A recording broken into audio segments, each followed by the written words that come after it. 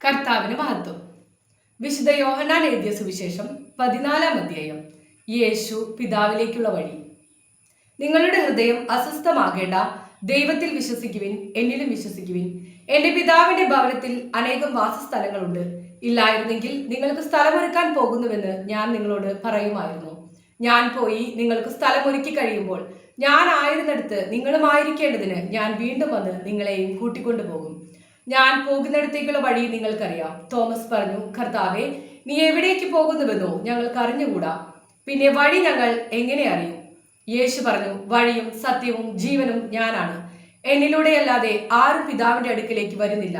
നിങ്ങൾ എന്നെ അറിഞ്ഞിരുന്നുവെങ്കിൽ എന്റെ പിതാവിനെയും അറിയുമായിരുന്നു. ഇപ്പോൾ മുതൽ നിങ്ങൾ അവനെ അറിയുന്നു, നിങ്ങൾ അവനെ കാണുകയും ചെയ്തിരിക്കുന്നു. പീലിപ്പോസ് പറഞ്ഞു, കർത്താവേ, പിതാവിനെ ഞങ്ങൾക്ക് കാണിച്ചു തരിക, ഞങ്ങൾക്കത് മതി. യേശു പറഞ്ഞു, ഇക്കാലം അത്രയും ഞാൻ നിങ്ങളോട് കൂടെ ഉണ്ടായിരുന്നിട്ടും പീലിപ്പോസേ, നീ എന്നെ അറിയുന്നില്ലേ? എന്നെ കാണുന്നവൻ പിതാവിനെ കാണുന്നു. പിന്നെ പിതാവിനെ ഞങ്ങൾക്ക് കാണിച്ചു തരിക എന്ന് നീ പറയുന്നത് എങ്ങനെ? ഞാൻ പിതാവിലും പിതാവ് എന്നിലുമാണെന്ന് നീ വിശ്വസിക്കുന്നില്ലേ? ഞാൻ നിങ്ങളോട് പറയുന്ന വാക്കുകൾ സ്വമേധയ പറയുന്നതല്ല, പ്രത്യുത എന്നിൽ വസിക്കുന്ന പിതാവ് തന്റെ പ്രവൃത്തികൾ ചെയ്യുകയാണ്. ഞാൻ പിതാവിലും പിതാവ് എന്നിലുമാണെന്ന് ഞാൻ പറയുന്നത് വിശ്വസിക്കുവിൻ, അല്ലെങ്കിൽ പ്രവൃത്തികൾ മൂലം വിശ്വസിക്കുവിൻ.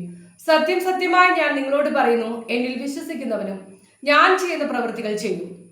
ഞാൻ പിതാവിന്റെ അടുത്തേക്ക് പോകുന്നത് കൊണ്ട് ഇവയേക്കാൾ വലിയവയും അവൻ ചെയ്യും. നിങ്ങൾ എന്റെ നാമത്തിൽ ആവശ്യപ്പെടുന്നതെന്തും പിതാവ് പുത്രനിൽ മഹത്വപ്പെടാൻ വേണ്ടി ഞാൻ പ്രവർത്തിക്കും. എന്റെ നാമത്തിൽ നിങ്ങൾ എന്നോട് എന്തെങ്കിലും ചോദിച്ചാൽ ഞാൻ അത് ചെയ്തു തരും. പരിശുദ്ധാത്മാവിനെ വാഗ്ദാനം ചെയ്യുന്നു. നിങ്ങൾ എന്നെ സ്നേഹിക്കുന്നുവെങ്കിൽ എന്റെ കൽപ്പന പാലിക്കും.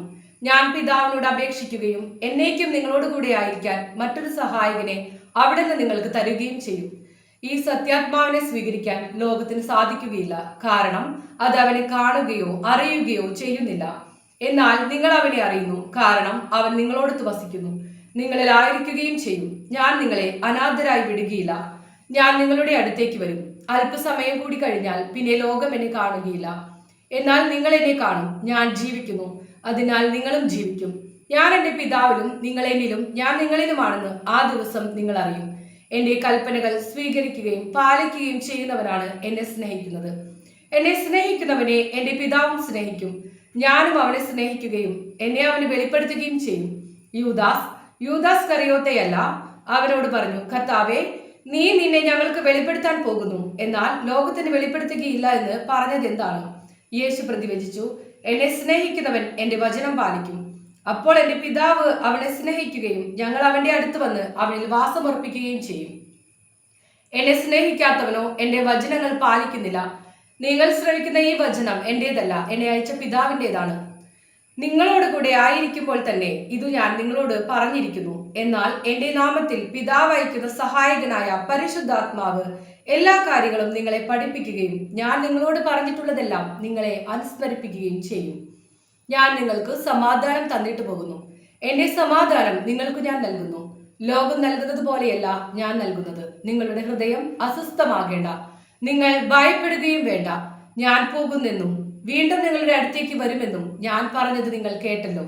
നിങ്ങൾ എന്നെ സ്നേഹിച്ചിരുന്നുവെങ്കിൽ എന്റെ പിതാവിന്റെ അടുത്തേക്ക് ഞാൻ പോകുന്നതിൽ നിങ്ങൾ സന്തോഷിക്കുമായിരുന്നു. എന്തെന്നാൽ പിതാവ് എന്നേക്കാൾ വലിയവനാണ്. അത് സംഭവിക്കുമ്പോൾ നിങ്ങൾ വിശ്വസിക്കേണ്ടതിന് സംഭവിക്കുന്നതിന് മുമ്പ് തന്നെ നിങ്ങളോട് ഞാൻ പറഞ്ഞിരിക്കുന്നു. നിങ്ങളോട് ഇനിയും ഞാൻ അധികം സംസാരിക്കുകയില്ല, കാരണം ഈ ലോകത്തിന്റെ അധികാരി വരുന്നു, എങ്കിലും അവന് എന്റെ മേൽ അധികാരമില്ല.